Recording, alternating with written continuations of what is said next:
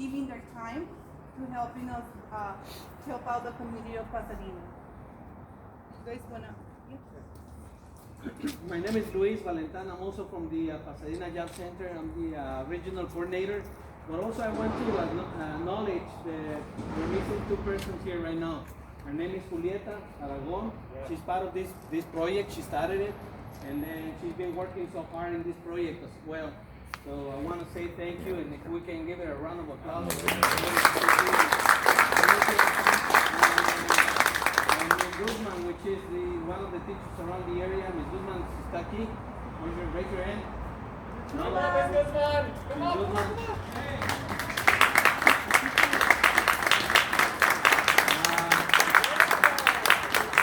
There's a really nice story about Ms. Guzman, because she has a lot of students, a lot of the moms, dads, around the neighborhood. She's been visiting every time, and that's really good. That's really nice, to see those stories and see the love that they can express through seeing her, like, coming and not teaching right now, but, sharing something hand by hand, which is love, solidarity, and, a lot of the caring that we carry right now, right here, all of us, right? So I just wanted to say that. Thank you. Thank you, Luis.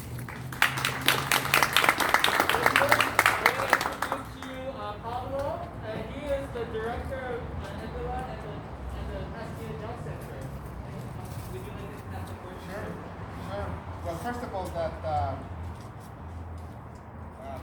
Nancy began putting a number to the food that we have distributed, and we have distributed a worth of $150,000 for food.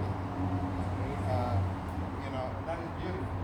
We serve about 2,200 families.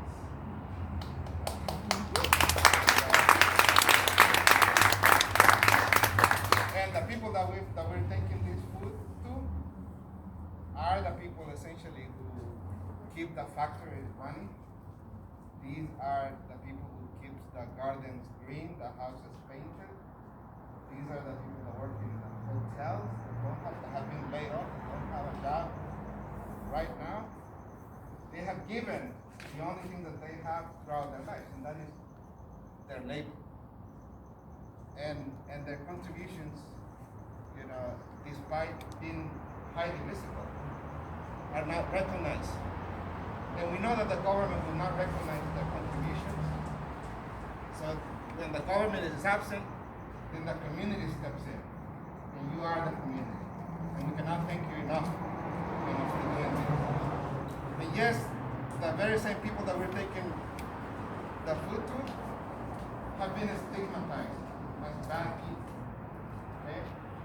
And the reality is that the folks that we're helping are in the middle of scorn and pity. But we're not any of that. Because what we do is an act of love and solidarity. The very people who have helped us for many years now need help. And we are doing it. The community is doing it. There's nothing more beautiful than that. And that's what we're doing today. So thank you so much again.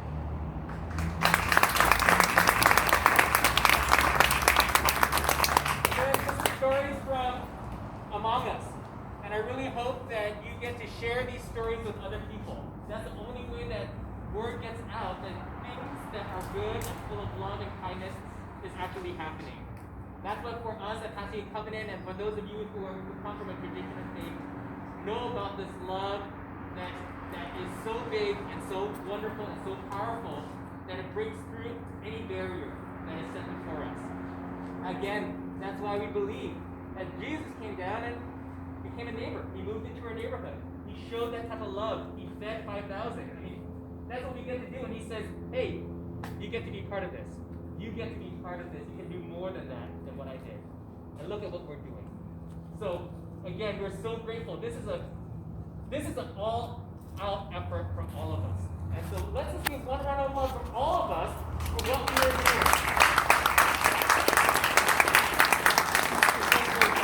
All right. So here's the last details. Mary Ann has been the coordinator from Pasadena's Covenant Church. She has been doing a lot of work working with Nancy and Julieta to make this happen. And for August 22nd revision 2.0 to happen.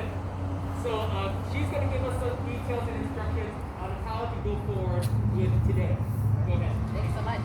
And of course, as the volunteer coordinator, I'm especially thankful for all of our volunteers today. It's been really wonderful. And you should know that there's a lot of volunteers that have been working behind the scenes during the week, on Thursday nights and Friday mornings. They've been here in the gym packing food boxes and sorting food and doing, packing beans and rice and all those kinds of things. So some of you have been here during the week and have come on Saturday, so thank you very much for doing all of that. Or you have a family member that's come during the week and is not here today, or vice versa, whatever. So at any rate, thank you very much. And get your friends involved as we go forward.